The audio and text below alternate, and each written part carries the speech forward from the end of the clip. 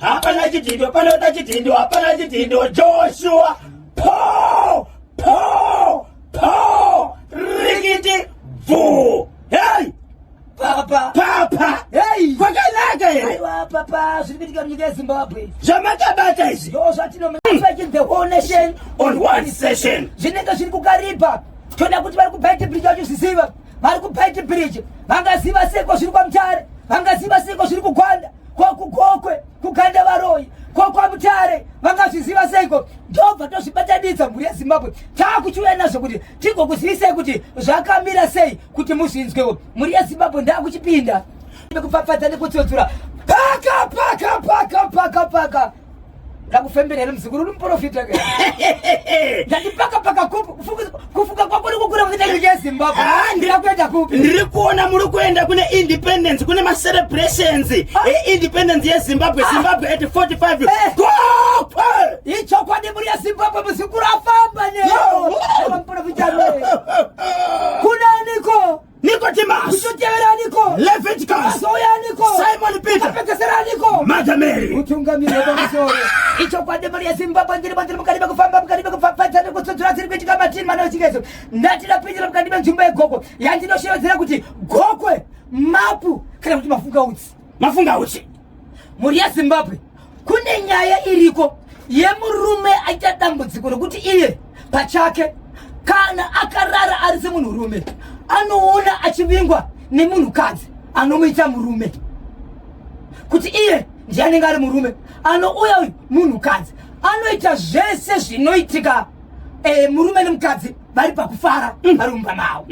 Paanozopepuka anofunga kuti dzimwe dzenguva dzange dziri hope, asi akazvitarisa pachake anotoenda kubathi kunogeza nokuti anenge achiratidza kuti zvakanga ndichirota zvanga zvichiitika. Ndokubva afamba kutenderera munyika yeZimbabwe, ndokubatsirwa zvaramba kupera mhuri yeZimbabwe, ndokubva azoona mumwe muprofita ari munzvimbo imomo mugokwe, mumafunga utsi, mumapu imomo. Zvikanzi izvi ndopedza izvi. Amai, uya padhuze. murume uyu dambudziko raari kusangana naro kana akarara, ane mudzimai akaroora, ane mhuri here? Ane mudzimai. Okay. Ane mhuri.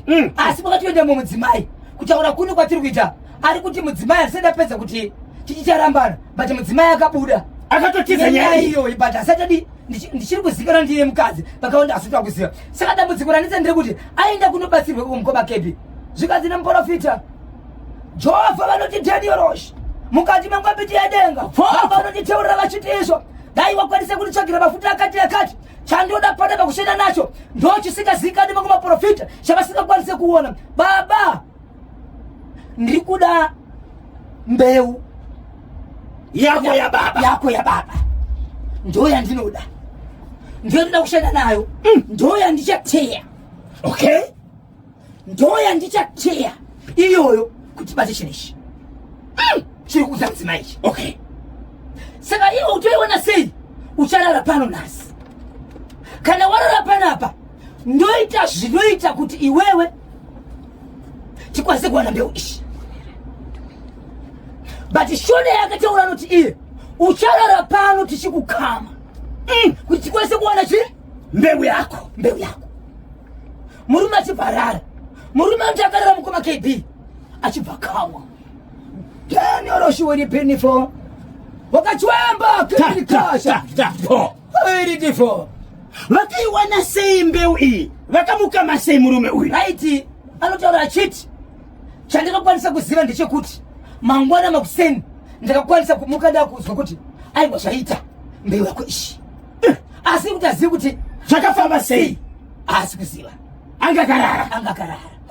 Saka iko zvinozvi nezuro patiita nyaya iyi ranga riri zuva rechi11. Baba mukoma KB ari kuti dambudziko rave peko zvinozvi nderekuti kubva musi waitwa zvinhu izvi, after 3 days iye pachake mutezo andiziti wakuramba uchikuita senge munhu ari panguva yokuda mudzimai. Zvingaramba zvakadaro asharani. Saka ari kuti iye muprofita seprofita ari kuti aiwa ndiyo nzira yandoshandisa ndopa zvinodarika napo, usachika zvako gara wakadaro.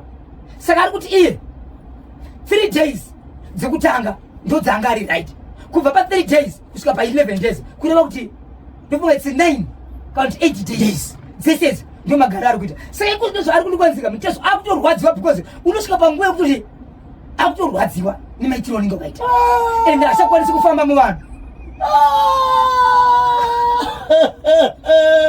achiri pamba pemubatsiri anotogara pamba pake achienda kumubatsiri achibva kumba kwake achienda kunobatsira because muvhire chimwe chete asi dambudziko rakaita kuti atsvage mubatsiri iro rokuvingwa anditi kausiku nemudzimai achimushandisa richiripo anze rinombouya apo neapo asi iko chirwere chatosimba iko zvino manje ndicho ichi manje asi ari kusimbisa achinzi aiwa don't worry ndobapuriro wako take it easy mati ntsiku zingasi because it was 11 days but to visa 3 days zekutanga saka it's 11 minus 3 ndo dambudziko raanaro dambudziko raanaro izvezvi ya saka ndiyanaunza nyaya ndizvi hanzi kudii zimbabwe ndiri kuona sekuti marwadziro anda kuitaka atonyanyisa ende iriko ire nzira yakadaro yokuti nzira iyoyo inoshandiswa nayo kurapa munhu ndiri pakati pekuda kurapwa but ndakutya futi zvakaya kuti handizivi kuti zvinopera sei yapakaipa regai tinzwe kuti vadiwa vateerere vanoti kudini chirongwa chino boshongora segment chirongwa chino kunge kaabva kumubatsiri 3 days anga chinzwa zvakanaka kubva ipapo zvibva zvakwidza makata right ipapo panenge akamuka ari kusangana nemudzimai wake here kwanzizi mungu aiwa asi nemudzimai wakasangana because mudzimai asi pamba havana kurambana pane kuenda kwemukadzi achiti zviri kuitika panapa zvakaoma so mukadzi akangobuda zvokuenda zvezvekuti vachagara pasi kuti vataure but nedambudziko iroro saka iko zvinozvo ari 1 saka hana munhu wausangana naye waari kutosangana naye ndiye anomuvinga usiku uyu yapakaipa so mudzimai akamutiza izvozvo vasati varambana asi hapana mudzimai pamba hapana mudzimai pamba saka dambudziko raari kusangana naro haasi kukwanisa kakuona munhu wako wokuti anokwanisa kuita se kufara naye ya rekati mbonzwa vateere kuti vanoti kudini nyika yakatakura 0789600748 0789600748 alright 0789600748 hello pa National FM radio isinaiwe Patrick Peter Zulu right Patrick mushe Peter uritani ko kudombo sawa ndobocha wakanaka ngobvunzira chirango taura vanzwa muri kuona sinyora tires aiwa iri kungenga izvi tibatsire tinzwe zvakuti kuona kunge murume uyo mubatsiri uyo ka ane zvaakutoitawo zvaakutofaiswa nemurume uyo nekuramba nemurume akadaro because kubatsira chaiko haurambika munhu achirwadziwa ka uramba wakashingisa munhu achirwadziwa kokutadza nei aiwa zita kuti kubatsira ane pane zvaakutomufambirawo zvikonzeresa zvibatwa vakatsigirwa nemurume waari kubatsira achazomubatsira hake kana zvinhu zvake zvaita saka muri kufunga kuti mubatsiri pane zvaakaita murume uyu aiwa pane zvakaita aiwa zviite kakanyamba yo nyatsozi just much zvakangofanana kane vayaka vanoita se vanoenda kamugwenga vachinoita se vachinogara ka 40 days ka vasingadya aiwa hakuna zvakadaro kanyemba vanenge vasingarwadziwa vanenge vasingadya saka pana vane aiwa vanenge vachirwadziwa ka iwe nzara uizive nzara irwadze inomara che saka uri kuti kudini Peter Zulu aiwa mubatsiro ngaakurumidze direction munhu ari kurwadziwa ucho ya pakai kuti matsvakurudzo dzakaitwa dzakabudisa kakuti 70% yevarume vari kuenda kuma DNA test vari kunoona kakuti vana havasi vavo mai vavo choficho but asingapinde denga patiana vakadziva sedaromana 70% vakabudisa kakuti vana havasi vavo mushure mekuenda kuma DNA test saka anenge achibhasopa chete soneni chirwere chabaisa muvanhu nhasi yabvunzwa ndeyekuti zvinoita here kuti panongonzi mwana paazvaro popaitwa matest onekwa kuti ndiwakanyemba kana kuti ndiwabhocha no hapanodiwa mari jeni testing ndeimwe kambani yozviitira zvinhu zvayo apa vanhu vacho vanenge vasina mari yekuita zvinhu izvozvo. Baba Isabel, kana zvabvumiranwa zvaenda kuparliament waitwa mutemo unogona kunzika zvitwe apa ndimaonere yuri mutembo usina kufamba here vana because havakonzeresa vanhu vagere zvakanaka mudzimba. Mwana chingobariwa basi kudiunga ndikani tiona kuti mwana ndiwakanyemba kana kuti ndiwakwaramba. Baba Isabel, so vanhu vari kuti aiwa isusu varomega tiri kuchengetiswa vana vasiri vedu ngapaitwe ma-DNA test. Unoona kamwana karike kwabhosho kanesere nemutupo zvese kane tsika dzikwakaramba. 0789600748 0789600748. Halo, zviseiko Shongora? Zviri seiko mukoma wangu? Ndi Alex Geja, zvipsei? Zviri seiko Geja mzuri? Ndiri bhoyo nyaya yamauya nayo ka. Ndikona kuti mubatsire ndowabatsira da kubatsirwa 40. Bosa azviteka kuti kana ndaenda unobatsirwa ndakuona rimwe dambudziko futi azviti. Saka anofana kutobatsirwa futi ndowabatsirwa mwana ngwachidzidzira wayo. Kandi pakwe chine mako ndipo kuti iwewe wakakama sei munhu. Kama sei. Ndizvozvo. Ndopane question mark yangu ipa. Saka kuti mbeu ya baba vaida kubatsirwa ndio yakashandiswa nemubatsiri uyu. Ndio yakatoshandiswa munhu akutoita zvinhu zvake nembeu iyoyo kana kutotora pfuma kana kutoda kurarama kana kutoromba futi. Saka mubatsiri anda kutobatsirwa nomumwe mubatsiri futi. Saka oita semurume ari kurwadziwa ari kurwara. Ndafunga kuti atsvage mumwe mubatsiri zvichikanaka. Bosa karamba akanamirire papaka. Unozoti unogona kurombeswa futi uri kubatsiremo munogona kurombeswa futi. Baba Isabel. Ndiyazvikoma. Ndikuona munhu yatori nemweya wechipambo inonzi spiritual wife. That means chipambo chemudzimai womumhepo. Alright, ndo chiri kutevera murume uyu. Zvokuti wakwanisa kufara nomudzimai wako life. Ya, pakaipa. Alright, mukoma wangu handitika. Asi oita sei nokuti ane dambudziko rakatarisana naro. Risati rapera rakutowedzera. Rutowedzera. Kwanzi nemumwe pane mamwe mapiritsi ekuti ukamwa unotanga warwadziwa stereki wozopora. Okay. Saka kuti ari pa process yekupora. Pamwe ndizvo. Mazuva achawandisa. Kune vese vada kupinda paka. Mapindira papi. Zimbabwe. Papa. Andonzwa hasha. Lewani tipe. Inzwa muri ya Zimbabwe. Nyaya ndakutaura pana pa muri ya Zimbabwe yakaitika kunonzi ku Bangeti. Panonzi pa Bash Farm. Pa Bash Farm. Pane murume akabva kunzvimbo yekuguruve ndokubva aenda kunogara paBash Farm. PaBash Farm pakanogara apa apasi baba pake atosevenzawo ari pamba pemwe munhu anoshandira kudhorobha. Okay. Iye ndiwo chirume achibva agara ipapo. Agara ipapo papurazi ndokupinda musango ndokuisa musungo yake pakaona pane hanga. Aisa musungo yake yehanga yanga iri pamazai ipapo ndobva ateya kudaro ndobva yabatwa vana vachiyamene munzvimbo umu ndokunoona hanga ikabatwa iri pamusungo ndobva vatora hanga nemasaishesi ndobva vaenda kuvillage ndobva vanotengesera sabhuku ndokurova mazai vachibva nemhuri yavo. Mukomana pakazoenda kumusungo yake ndokunoona kuti hakuna chinhu ende hanga yatobatwa ikatorwa seni mazayo ndobva apinda muvillage unoziva rinonzi bembera. Kuita kuliza unda kuti uwi akatora hanga yangu yakari pamusungo akati nemazoi ngatsoke nayo kumanderuko. Mangwana zuva rikabuda panenge pakuoneka mvuri wemunhu ukangoona mvuri wako ukadzoka kwandiri acharonoki. Saka kurumbidza usiku wanhasi izvezvi zuva sati rabuda uyai kunoko.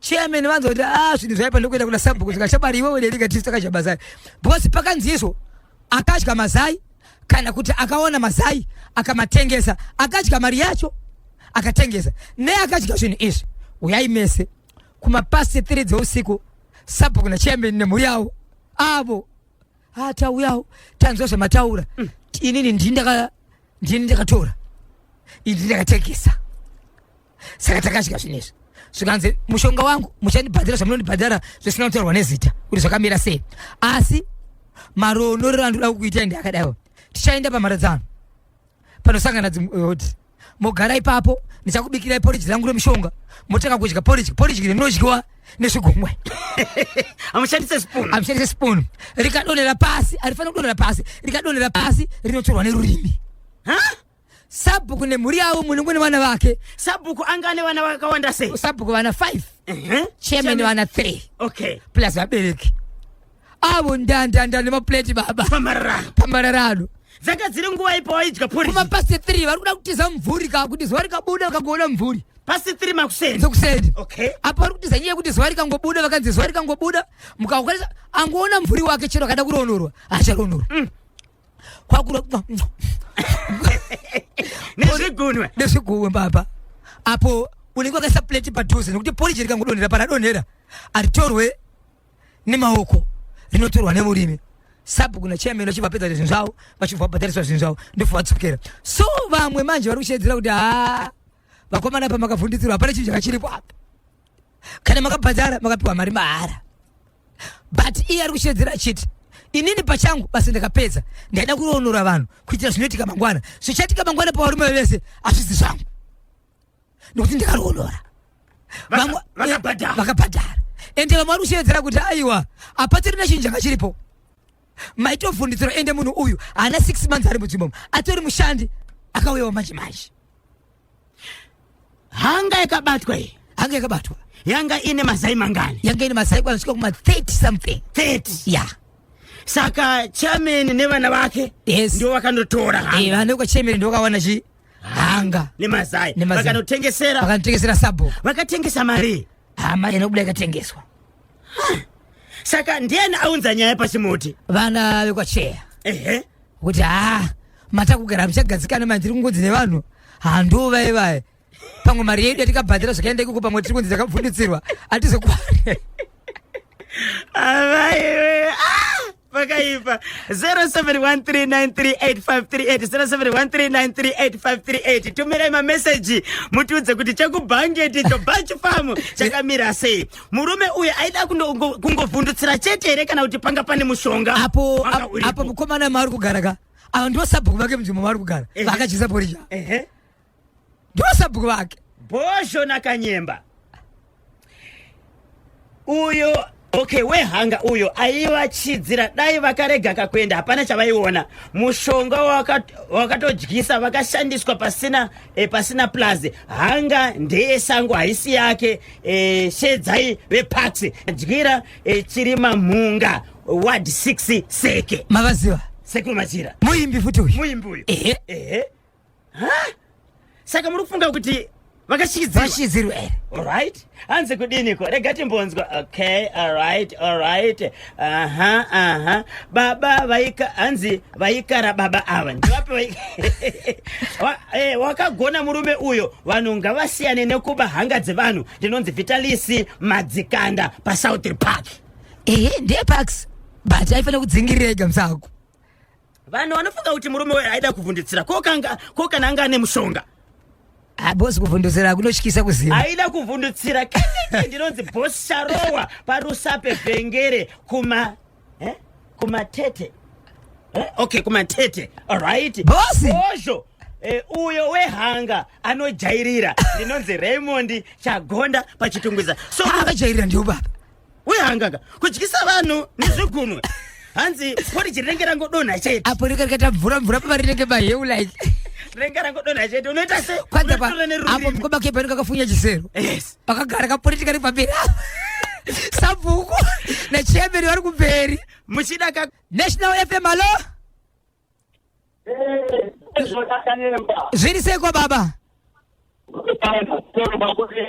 ndiani waida kutorana naye sinyoro onenya isi unyatsokunzwika sinyoro halo yanga isinganyatsokunzwika fonai futi sinyoro i10 weki fonai sinyoro ukona wafona Zimbabwe halo zviri seko National FM muje wadi bozho zviri seko mukoma wangu aiwa muje ndiputo mata paruwa pasolomio pari seko pasolomio apa aiwa pari nani kungoche mapinjisi nematambudziko zvinoonekwa ndezvaMwari mukoma wangu. Mati toita sei? Nyaya iyi yakabvura katsela ikai. Inomuadvise kuti vanhu ngavasatendema vangaona kaThomas. Muri right. Kwanzi vasatenda vangaona saThomas. Unoramba kuchikidzirwa icho chiri chokwadi. Saka zvitori nani bhozi gungu kuchapara rakaita mavangaro mangani.